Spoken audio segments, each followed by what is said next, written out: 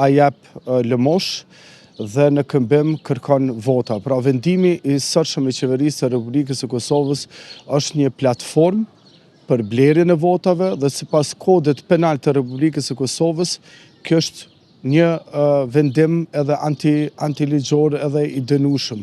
Megjithatë, qytetarët e Republikës së Kosovës duhet i marrin ato para, por mos t'ia qesin votën këtij njeriu, i cili në prag të zgjedhjeve tashmë ka shndërruar në platformë joshjen dhe deri në zgjedhje gjithmonë e ka injektimin e frikës. Pra, Zoti Kurti operon me dy platforma. Platforma e parë është ndjellja e frikës, e pasigurisë, e kaosit edhe e krizës, edhe në anën tjetër ofron joshje përmes shpërndarjes të parave.